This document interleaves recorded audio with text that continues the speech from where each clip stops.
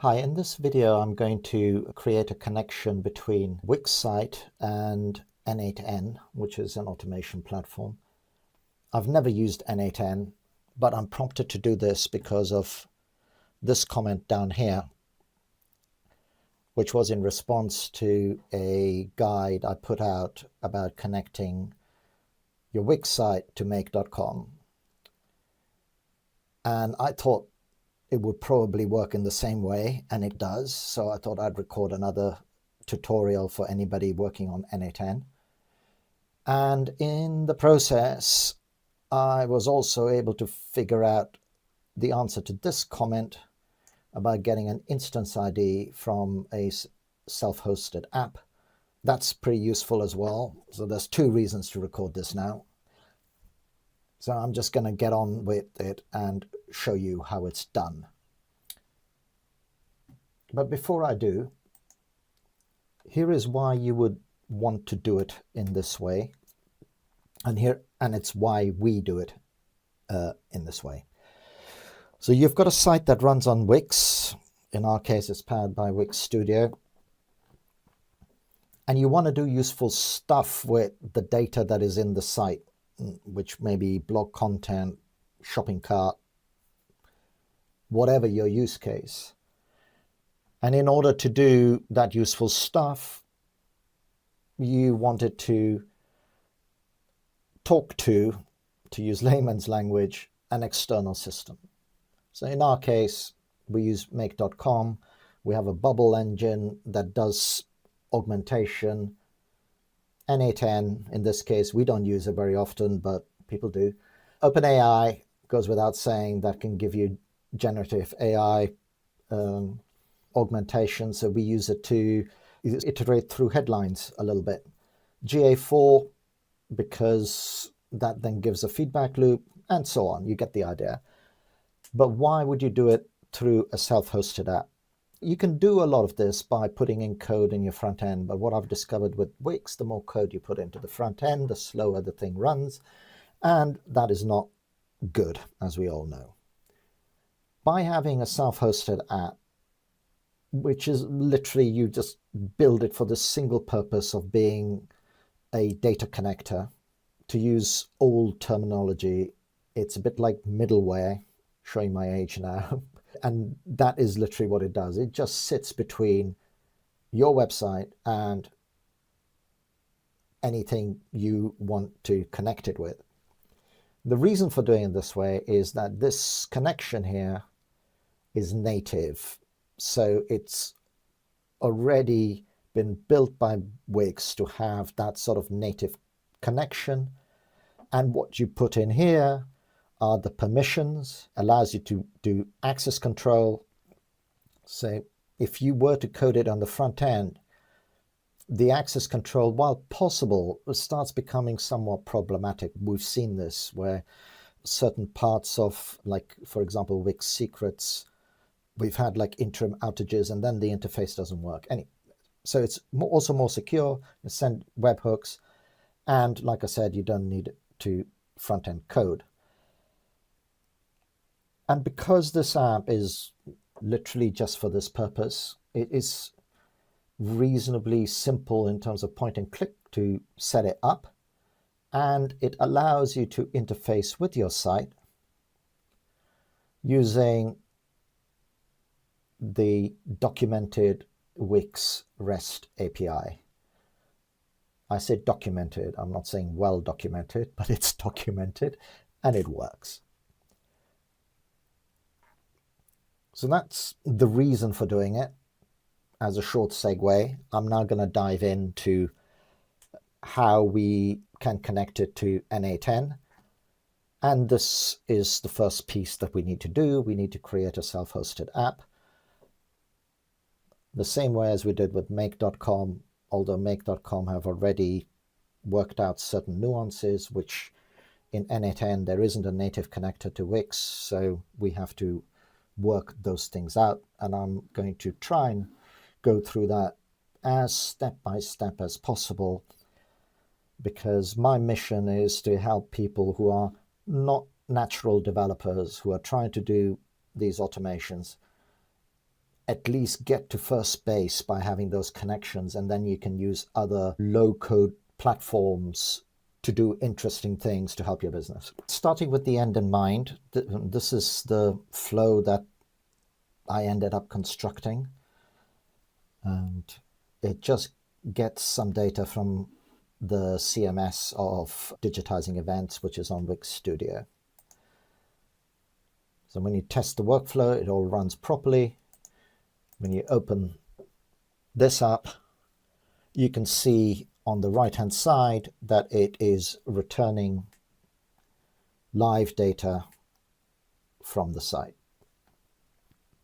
So that's what you'll be able to do. You'll be able to return live data, and then obviously from the app, you'll be able to also send webhooks, but I'm not going into that. I'm just showing how this connection can be set up and allows you to access live data. And as I said, I'm not an expert on n8n. I've literally just spun it up,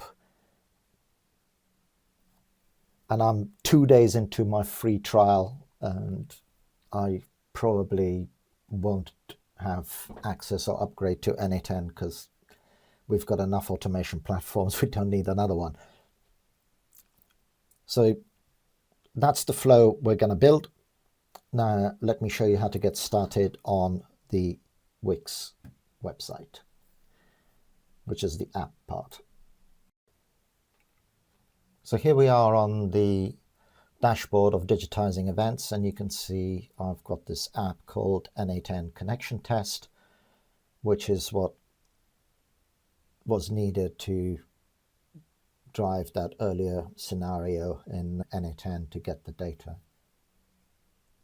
We're now going to build this from scratch, and there's certain tiny things that you need to do in order to make it work. One of them is, in order to authenticate to an app, you need the app ID and the app secret, which is super simple because it's in the dashboard and you just copy and paste that in. But the thing that is hard to find is the app instance ID, the unique identifier. So we coded a little hack in order to get that on an app which you're building effectively just for yourself, just for a site to interface with it. And to explain what this instance ID does, while it's pretty annoying that it's so hard to find it and so on, I do get why it's there. And it's there because if you are an app developer and say you are pushing your app out to lots and lots of sites, the instance ID will help you identify which site that install is on.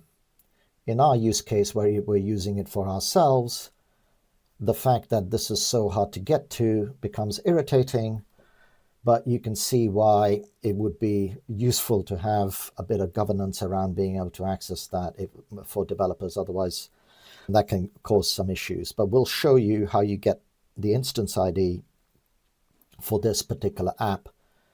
So don't worry about it. You aren't going to have to Google like crazy, which is what we had to do for about an hour and a half before we figured out how to do it. So that alone will save you an hour and a half somewhere down the road. Okay, so here we are in your dashboard, your Wix Studio dashboard, and click on Custom Apps. You can see what we've got here. So for this use case, you would then go create new app,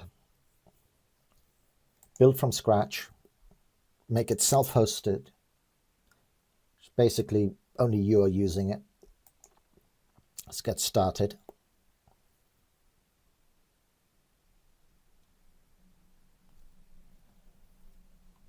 And let's rename it so we can find it. So, n8n connector. That should do. And your app at the minute doesn't have any permissions, so if you're talking to this app, we probably couldn't do anything, so we need to quickly add permissions. Let me, for the purposes of this demo, just put in all the data-related permissions, which I find the most useful thing anyway, because you can, once you've got these, you can pretty much read any data on the site. But down the road, you may want to expand or have maybe a different app which has the, I don't know, the shop permissions or whatever it is you want to try and get out. But let's save that for the moment, because I know that this will work. And your app at the moment has no extensions. Let me talk about this a little bit.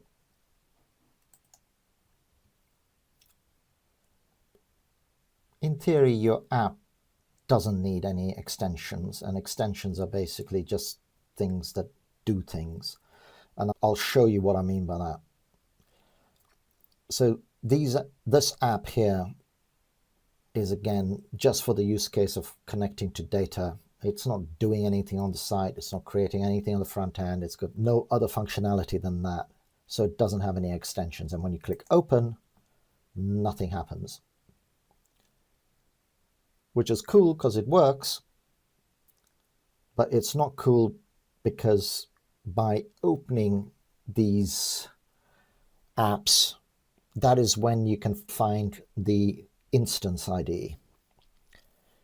So for our n8n connection test, we had to create an extension which allowed us to access that app, and that then gave us the instance ID. So that's the next thing I'm going to do, show you how we can create this card. And you can see that it was just done because we don't really care what it's called. I just want this so that I can connect with n8n. Right, now that we've got the basic setup, what we need to add is a way of seeing the ID of the app instance once we put it onto our site. So we go to extensions, hit create extension. And what we got working is by, if you select the dashboard, as we ended up using dashboard page with Wix blocks, and just click create on Wix blocks.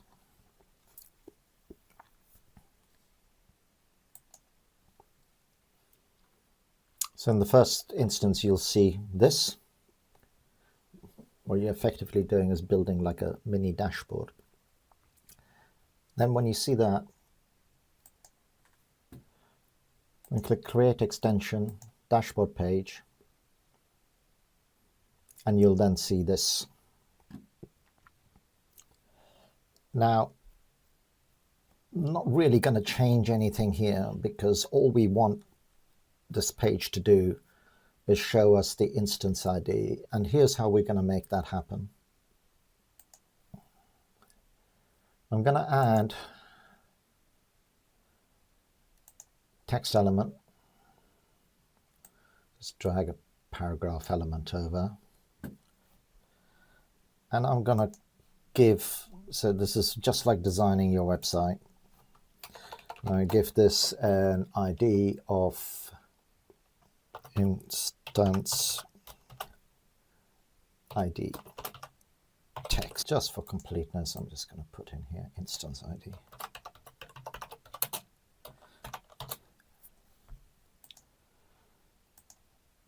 And maybe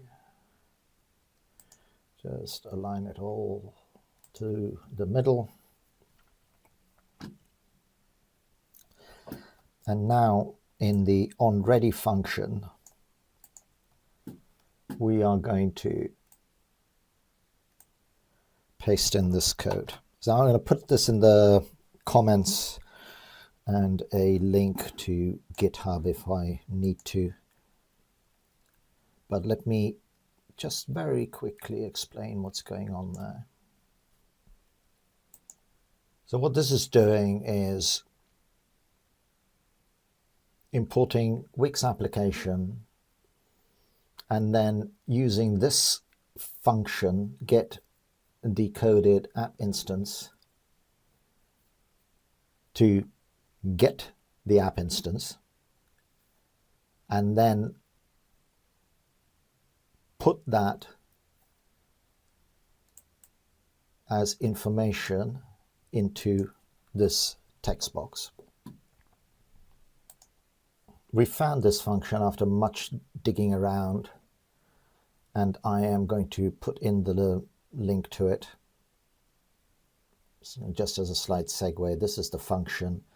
It doesn't take any parameters, but it returns the app ID on the site. Because the app ID is only, in inverted commas, issued once the app has actually been added to a live site. So now that we've put that in here, what I did was I just released it. And we've got it as the same name, save and continue.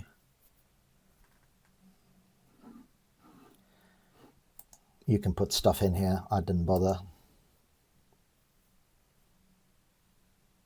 And it then creates your app. You now see this message. Select a site. In my case, digitizing events. And then it goes through all of this.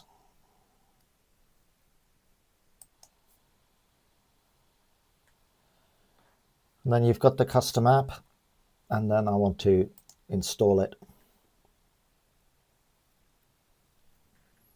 And because it doesn't do anything on the front end, this is pretty much where you're done.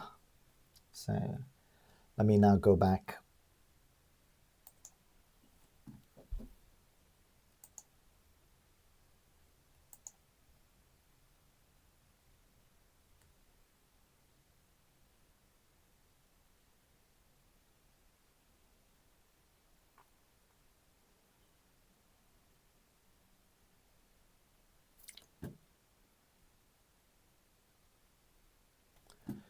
So now when I go to digitizing events, I've got this new app. This was my old one. This is the new one. Let's click on it. And because we created that dashboard page, we now get the instance ID for n8n connector. Happy days. We've got the instance ID, and from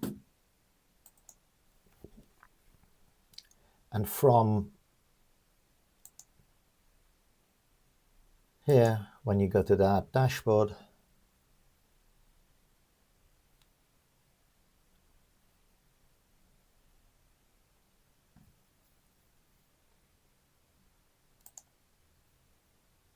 you've got the app ID and the app secret. So we've got the three things we need to connect to this app.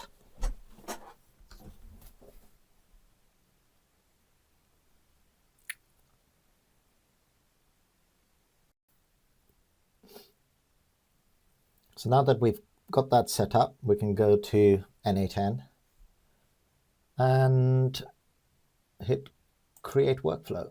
I'm going to trigger it manually. And the next thing we want to do is just have a HTTP request,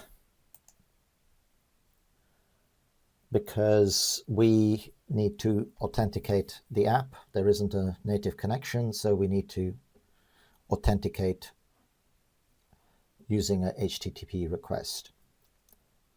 Now, the easiest way of doing this, and I'm going to put this in the video, is just to import the statement which the documentation shows, and I'm going to show that here. And we found it here in develop your app, access, authenticate using OAuth, and REST API to make an authenticate API with the REST API. So copy that,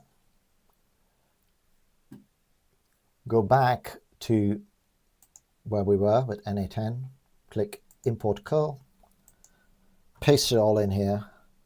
If you ever see this import curl as an option, just use it. It just makes a lot of things really a whole lot simpler. So what this then does, it literally sets it all up for you. And then in here, grant type, client credentials, you don't have to do anything. Name, app ID, app secret key, and app instance ID. These are the three things that we're now going to go and get. So the first two we get from the app dashboard page itself. So we go back to your custom apps, and I'm doing this all from first basis, which I know makes the video longer, but at least it's complete. And then go to the app dashboard, because this is the one we have, n8n connector. And then go back in here to develop, click OAuth, copy the app ID, then just put that in here. And copy the app secret. And again, before anybody shouts, this app is going to be deleted by the time you guys see it, so I can do that. Now we put in the app secret. Now we need the missing piece of the jigsaw, and we know where to find that because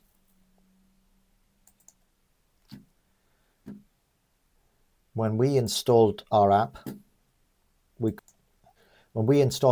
created that extension with that JavaScript.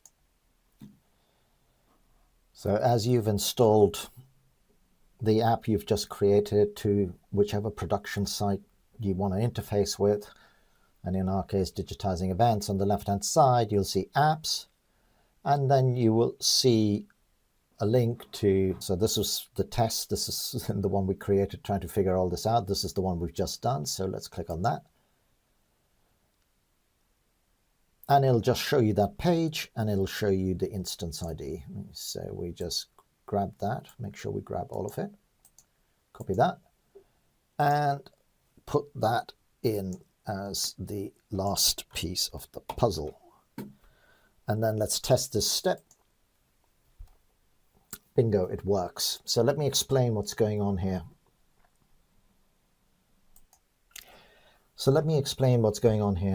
The way this authentication works, and if you're technical and you already know what's going on here, just skip ahead. But if you're non-technical, let me just let you know a few nuances of what's going on. Authenticating your app like this, there are like two parts to the security side of things. So this is one part. And what this call generates is what's known as a bearer token, which is all of this stuff. And by default, this bearer token expires in 4 hours. Now, the reason why people create this is another level of security.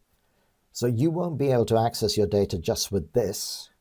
You need this bearer token, which is issued on demand to do anything else.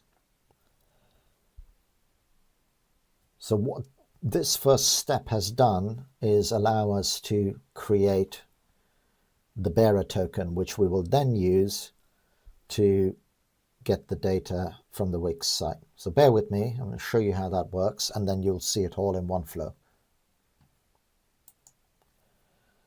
So now that we have got that working, and this is a HTTP request, let me just rename this just so that we know what's going on here.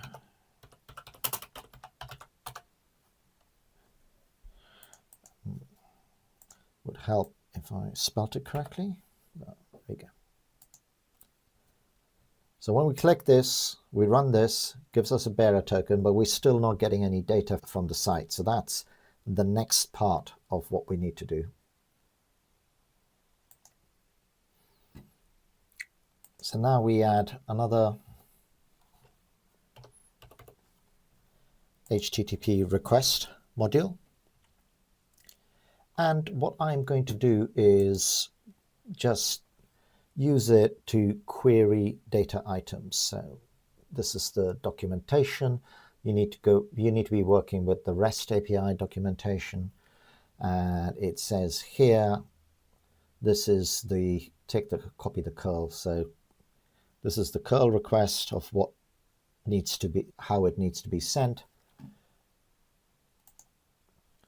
And if I do that,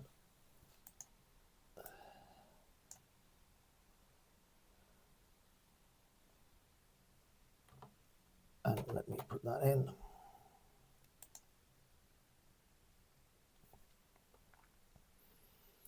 So what that has done is it set everything up with all the information, but this isn't going to work because my website doesn't have this.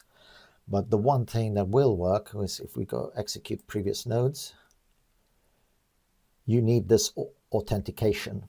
So send headers is very important, using the fields below, authorization, and then the value the curl puts in is auth, but that is not correct because what you need to do is put in bearer in front of it, and then we need this access token. This is cool on n8n. Like I said, I've never used it. And you need to put that in. And before I run this, let me put something in here that will actually work. So I'm just going to go ahead and get that. So I've put in the JSON which I know works because these collections exist on digitizing events in the demo side of things. And I think the bearer needs one space. I just noticed that. So what's super important is this off, send headers on, using the fields below, name, authorization, which we got by pasting in the curl because it says authorization, and then the bearer token, which we got from the last process on running n8n, and then some valid JSON, and let's test it. Bingo. So it's returned the information as requested. Why do virtual events still suck? Creating magnetic digital experiences at events. And we've got that working. So this is how I would do it. So let's go back to the canvas.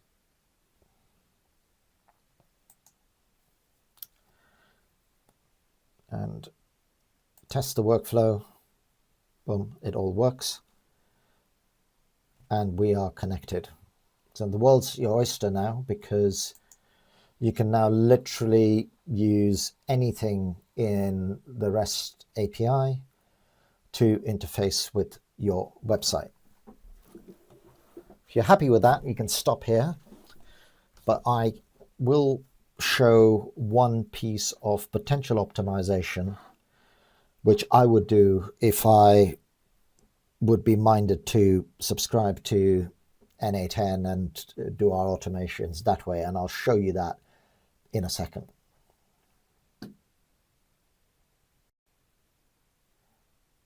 Now, as I mentioned at the top, for all sorts of security reasons, that bearer token lasts 4 hours. Now, if you think about it, if you're starting to create a lot of workflows where you're interfacing with that app, you're getting one bearer token that can be used by lots of them if they're calling lots of data. You don't want to have to create that bearer token in every single flow because A, that's inefficient, and B, you'll just end up using a lot of operations. So what I did as a proof of concept. And one of the things I found out about n8n is you can't actually, through a workflow, store a global variable. You can set one up that is static, but you can't store one. And the bearer token will change every 4 hours. So what we did as a proof of concept is we created this workflow, and I wouldn't recommend you doing it. We just did this to see whether this would work. So we had a trigger, which I'm going to open, which runs every 3.5 hours. So it's 30 minutes inside when a bearer token would expire.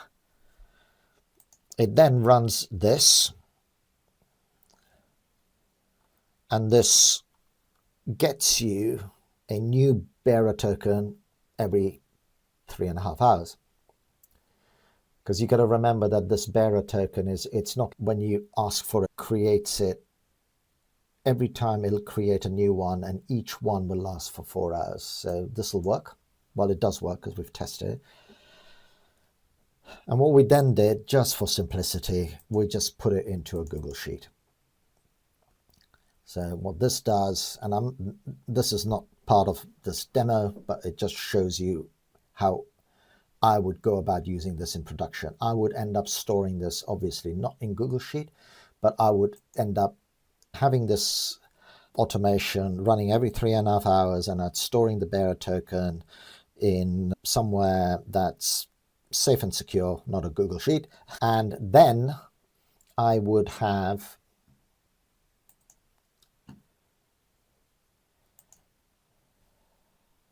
all of your automations where you're interfacing with data from your Wix site. I would have all of them running off these and getting the bearer token from wherever you've stored it. So in our instance, the Google Sheet. So this illustrates the proof of concept. So you'd have a trigger, which can be anything, running daily, weekly, whatever you want to trigger it. You'd then have an operation step. I don't know what the n8n terminology is. To go to your data store, and for this proof of concept is Google Sheet, which would then get the current active bearer token. So this way you can have lots of flows all running off one bearer token. And then, if I show this, and then execute your data retrieval or your data update or whatever you're choosing to do using the bearer token that is currently live in the environment. So if I test this, yeah, you can see, look, it comes from Google Sheets, it's Wix token, same thing, same execution, and it gives you the same result. I find it a bit strange, as just as a note, having only used n8n for, what is it here, 2 days now. I find it really strange that there is no ability to store a global variable like you can in make.com, which is super useful. And at first instance, would I use this? I'm not entirely sure. This is very developer centric, this environment. So if you're not a developer, I would stick with make.com. It's a whole lot more intuitive. The interfaces are pre-built with a lot of business tools. And just by using it a little bit, I think you need slightly less of a programming mindset in order to get something to work in make.com. By the way, as a complete side note, we've tested whether this way of connecting can also work in make.com. Yes, it can, and that's maybe a tutorial for another day. So I hope you found this useful. I hope it makes sense. Just as a really simple recap, create an app, give it the permissions of what you want to do. In our use case, proof of concept here, we just put in the data retrieval to get the instance ID, create that extension, create that dashboard page, put in that code so you can get the instance ID, because the instance ID is unique to each website. So if you were to install that app on another production website, it would have a different instance ID. So this is that's one way of getting it. And then yeah, you're ready to go on n8n.